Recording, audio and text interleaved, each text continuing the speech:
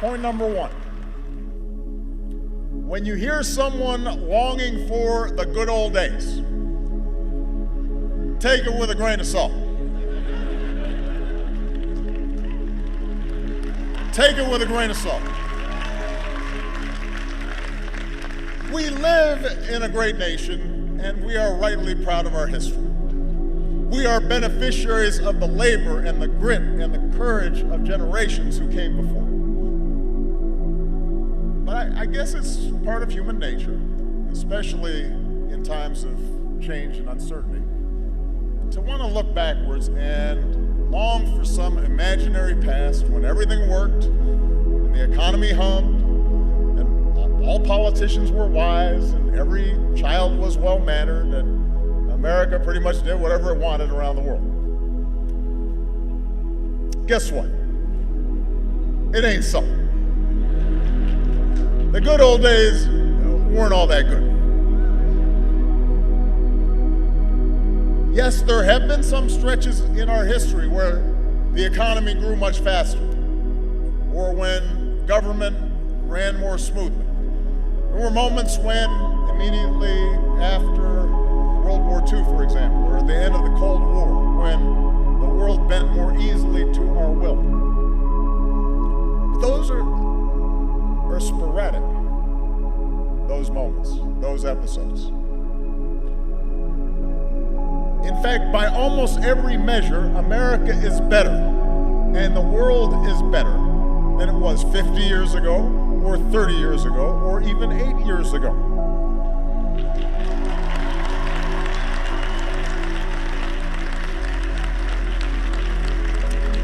And by the way, I'm not set aside 150 years ago, pre-Civil War, right? There's a whole bunch of stuff there we could talk about. Set aside life in the 50s, when women and people of color were systematically excluded from big chunks of American life. Since I graduated in 1983, which isn't that long ago, I'm just saying. Since I graduated, crime rates, teenage pregnancy, the share of Americans living in poverty, they're all down. The share of Americans with college educations have gone way up. Our life expectancy has as well. Blacks and Latinos have risen up the ranks in business and politics. More women are in the workforce. They're earning more money. Although it's long past time that we pass laws to make sure that women are getting the same pay for the same work as men.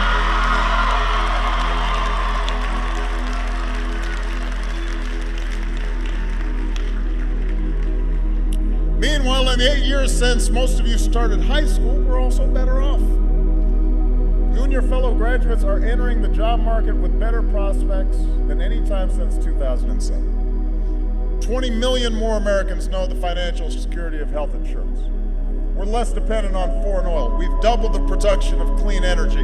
We have cut the high school dropout rate. We've cut the deficit by 2/3. Marriage equality is the law of the land.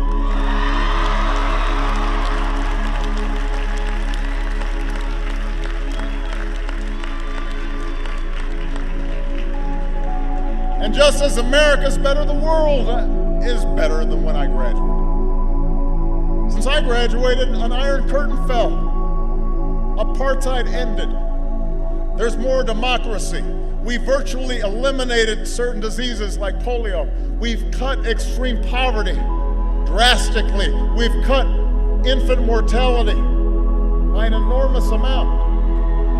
Now, I say all these things not to make you complacent. We got a bunch of big problems to solve. But I say it to point out that change has been a constant in our history. And the reason America's better is because we didn't look backwards. We didn't fear the future. We seized the future and made it our own. And that's exactly why it's always been young people like you that have brought about big change. Because you don't fear the future. That leads me to my second point. The world is more interconnected than ever before, and it's becoming more connected every day. Building walls won't change that.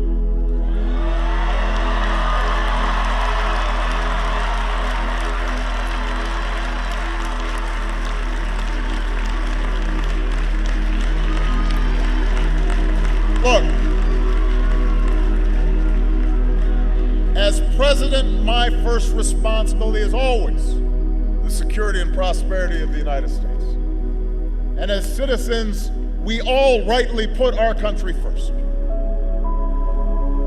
But if the past 2 decades have taught us anything, it's that the biggest challenges we face cannot be solved in isolation.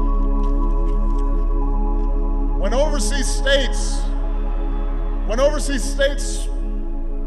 start falling apart, they become breeding grounds for terrorists and ideologies of nihilism and despair that ultimately can reach our shores.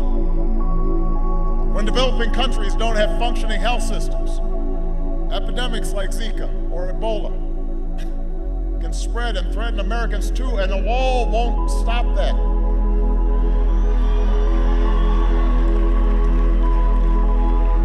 If we want to close loopholes that allow large corporations and wealthy individuals to avoid paying their fair share of taxes, we've got to have the cooperation of other countries in a global financial system to help enforce financial laws.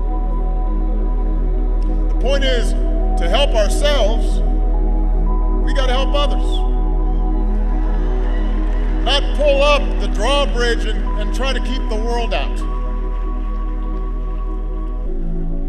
And engagement does not just mean deploying our military. There are times where we must take military action to protect ourselves and our allies. And we are in awe of, and we are grateful for the men and women who make up the finest fighting force the world has ever known.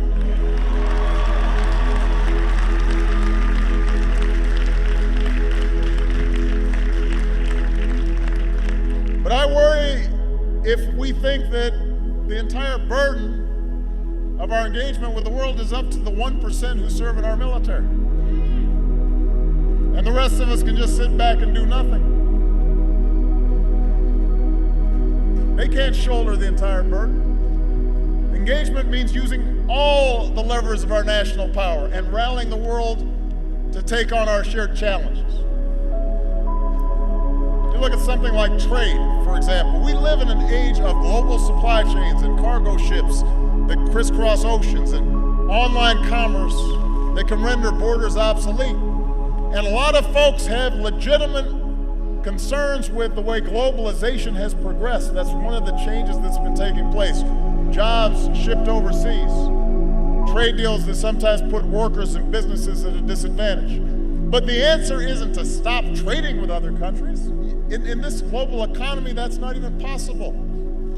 The answer is to do trade the right way by negotiating with other countries so that they raise their labor standards and their environmental standards. And we make sure they don't impose unfair tariffs on American goods or steal American intellectual property. That's how we make sure that international rules are consistent with our values, including human rights. And ultimately, that's how we help raise wages here in America.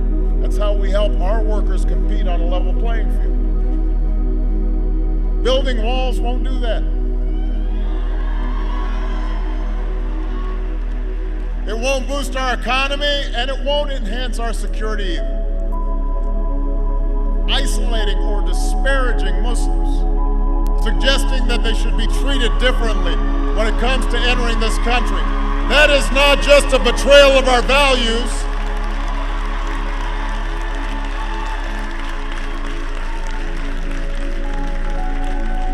That's not just a betrayal of who we are. It would alienate the very communities at home and abroad who are our most important partners in the fight against violent extremism. Suggesting that we can build an endless wall along our borders and blame our challenges on immigrants. That doesn't just run counter to our history as the world's melting pot. it contradicts the evidence that our growth and our innovation and our dynamism has always been spurred by our ability to attract strivers from every corner of the globe. That's how we became America. Why would we want to stop it now?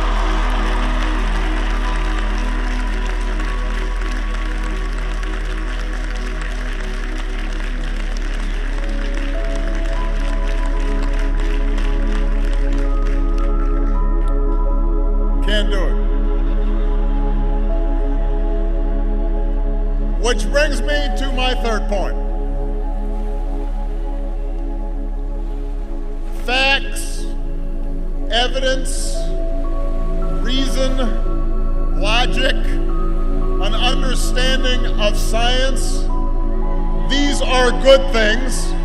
These are qualities you want in people making policy. These are qualities you want to continue to cultivate in yourselves as citizens.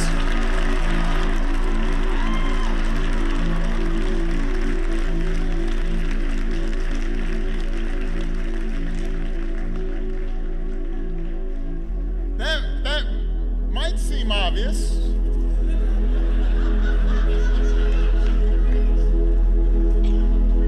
That's why we honor Bill Moyers or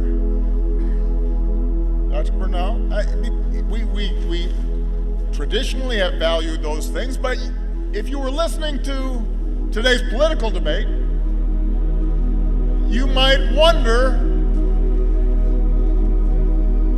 where this strain of anti-intellectualism came from. So class of 2016, let me be as clear as I can be. In politics and in life, ignorance is not a virtue.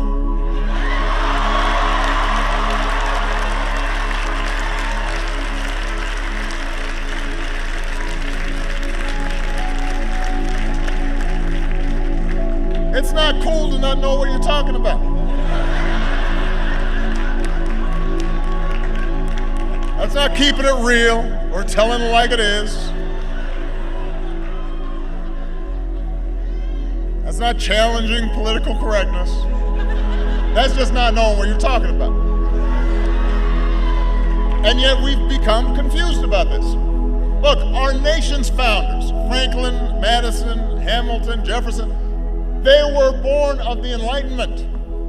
They sought to escape superstition and sectarianism and tribalism and know-nothingness. They believed in rational thought and experimentation and the capacity of informed citizens to master our own fates. That is embedded in our constitutional design. That spirit informed our inventors and our explorers, the Edisons and the Wright brothers, and the George Washington Carvers and the Grace Hoppers and the Norman Borlaugs and the Steve Jobs. That's what built this country. And today, in every phone in one of your pockets, we have access to more information than at any time in human history at a touch of a button. But ironically, the flood of information hasn't made us more discerning of the truth. In some ways, it's just made us more confident in our ignorance. We assume whatever's on the web must be true. We search for sites that just reinforce our own predispositions. Opinions masquerade as facts. The wildest conspiracy theories are taken for gospel. Now understand, I am sure you've learned during your years of college, and if not, you will learn soon, that there are a whole lot of folks who are book smart and have no common sense. That's the truth. You'll meet them if you haven't already.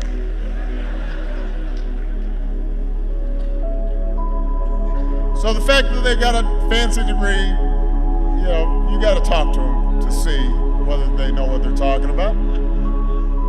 Qualities like kindness and compassion, honesty, hard work, they often matter more than technical skills or know-how.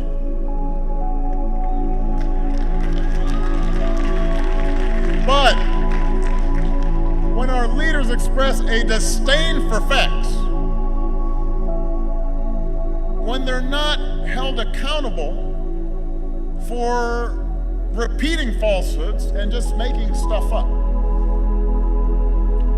while actual experts are dismissed as elitists, then we've got a problem.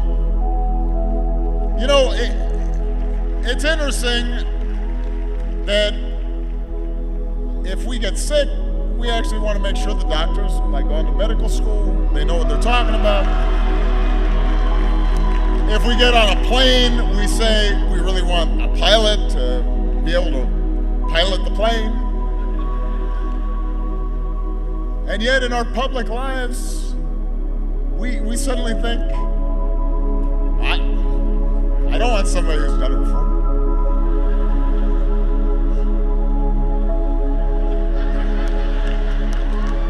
Look, the rejection of facts, the rejection of reason and science, that is the path to decline.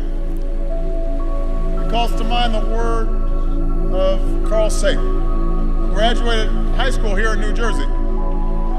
He said, "We can judge our progress by the courage of our questions and the depths of our answers, our willingness to embrace what is true rather than what feels good."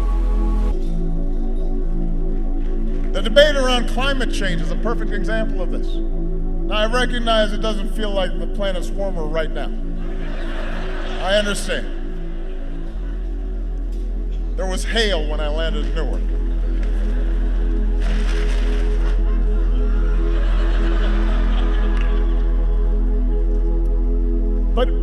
But think about the climate change issue. Every day, there are officials in high office with responsibilities who mock the overwhelming consensus of the world's scientists that human activities and the release of carbon dioxide and methane and other substances are altering our climate in profound and dangerous ways. A while back, you may have seen a United States senator trotted out a snowball during a floor speech in the middle of winter as proof that the world was not warming. I mean, listen, climate change is not something subject to political spin. There is evidence. There are facts. We can see it happening right now. If we don't act, if we don't follow through on the progress we made in Paris, the progress we've been making here at home, your generation will feel the brunt of this catastrophe.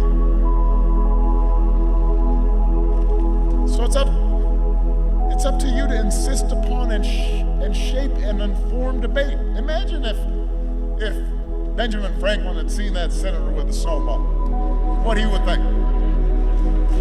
Imagine if your 5th grade science teacher had seen that.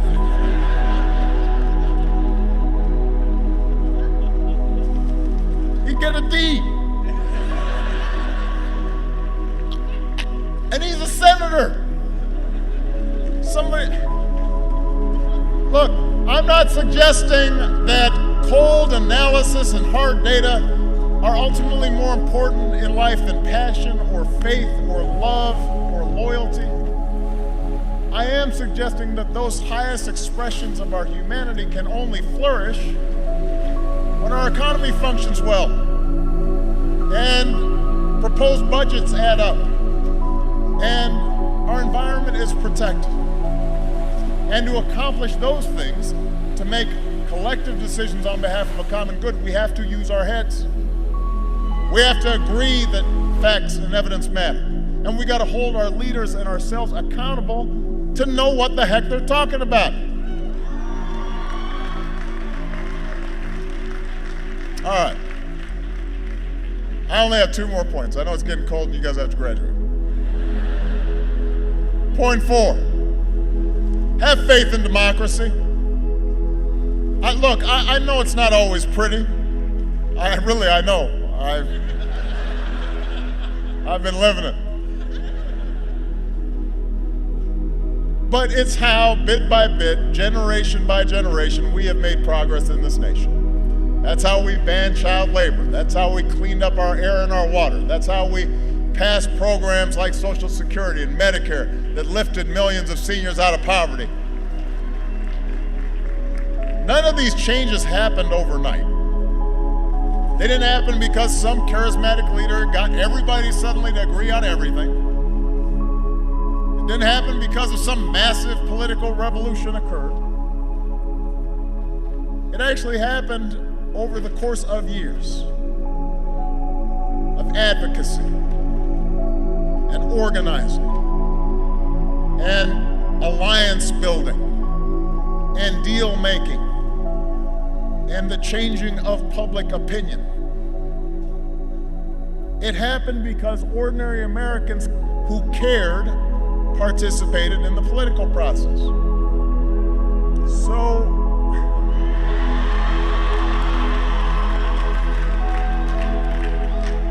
well, that's nice. I mean, I helped, but look, if you want to change this country for the better, you better start participating. I'll give you an example on a lot of people's minds right now, and that's the growing inequality in our economy. Over much of the last century, we've unleashed the strongest economic engine the world has ever seen, but over the past few decades, our economy's become more and more unequal. The top 10% of earners now take in half of all income in the U.S. In the past, it used to be a top CEO made 20 or 30 times the income of the average worker. Today, it's 300 times more. Wages aren't rising fast enough for millions of hard-working families. Now, if we want to reverse those trends, there are a bunch of policies that would make a real difference. We could raise the minimum wage. We could modernize our infrastructure. We could invest in early childhood education. We could make college more affordable. We could close tax loopholes on hedge fund managers and take that money and give tax breaks to help families with childcare or retirement. And if we did these things, then we'd help to restore the sense that hard work is rewarded, and we could build an economy that truly works for everybody. Now, the reason some of these things have not happened, even though the majority of people approve them, is really simple. It's not because I wasn't proposing them. It wasn't because the facts and the evidence showed they wouldn't work. It was because a huge chunk of Americans, especially young people, do not vote. In 2014, voter turnout was the lowest since World War II. Fewer than 1 in 5 young people showed up to vote. 2014. And the 4 who stayed home determined the course of this country just as much as the single one who voted, because apathy has consequences. It determines who our Congress is. It determines what policies they prioritize. It even, for example, determines whether a really highly qualified Supreme Court nominee receives the courtesy of a hearing and a vote in the United States Senate. And yes, big money in politics is a huge problem. We've got to reduce its influence. Yes, special interests and lobbyists have disproportionate access to the corridors of power. But contrary to what we hear sometimes from both the left as well as the right, the system isn't as rigged as you think, and it certainly is not as hopeless as you think. Politicians care about being elected, and they especially care about being re-elected. And if you vote and you elect a majority that represents your views, you will get what you want. And if you opt out or stop paying attention, you won't. It's that simple. It's not that complicated. I But one of the reasons that people don't vote is because they don't see the changes they were looking for right away. Well, guess what? None of the great strides in our history happened right away.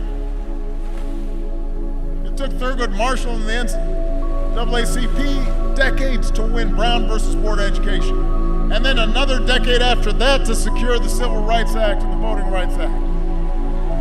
And it took more time after that for it to start working.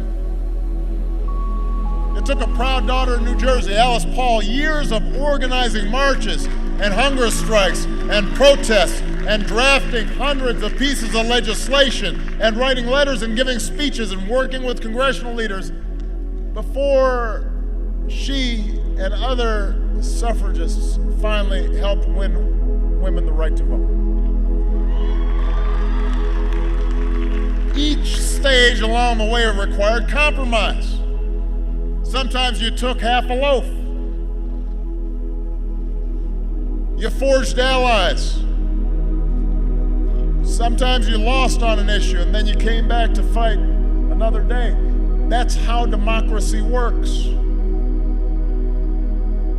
So you've got to be committed to participating, not just if you get immediate gratification, but you got to be a citizen full-time all the time. And if participation means voting and it means compromise and organizing and advocacy, it also means listening to those who don't agree with you. I know a couple of years ago, some folks on this campus got upset that Condoleezza Rice was supposed to speak at a commencement. Now, I don't think it's a secret that I disagree with many of the foreign policies of Dr. Rice and the previous administration. But the notion that this community or the country would be better served by not hearing from a former Secretary of State or shutting out what she had to say, I believe that's misguided. I don't think that's how democracy works best, when we're not even willing to listen to each other.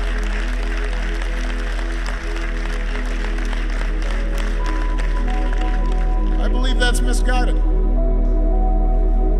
If you disagree with somebody, bring them in and ask them tough questions. Hold their feet to the fire. Make them defend their positions. If somebody's got a bad or offensive idea, prove it wrong. Engage it, debate it, stand up for what you believe in. Don't be scared to take somebody on. Don't feel like you gotta shut your ears off because you're too fragile and somebody might offend your sensibilities. Go at them if they're not making any sense. Use your logic and reason and words. And by doing so, you'll strengthen your own position. And you'll hone your arguments. And maybe you'll learn something and realize you don't know everything. And you may have a new understanding, not only about what your opponents believe, but maybe what you believe. Either way, you win. And more importantly, our democracy wins. So, anyway, I know, all right. That's it, class of 2016. A few suggestions on how you can change the world. Except maybe I've got one last suggestion, and just one. And that is, gear yourself for the long haul. Whatever path you choose, business, nonprofits, government, education, healthcare, the arts, whatever it is, you're going to have some setbacks. You will deal occasionally with foolish people. You will be frustrated. You'll have a boss that's not great. You won't always get everything you want, at least not as fast as you want it. So you have to stick with it. You have to be persistent. And success, however small, however incomplete, success is still success. I always tell my daughters, better is good. It may not be great, perfect, it may not be great, but it's good. That's how progress happens in societies and in our own lives. So don't lose hope if sometimes you hit a roadblock. Don't lose hope in the face of naysayers. And certainly don't let resistance make you cynical. Cynicism is so easy, and cynics don't accomplish much. As a friend of mine who happens to be from New Jersey, a guy named Bruce Springsteen once sang, they spend their lives waiting for a moment that just don't come.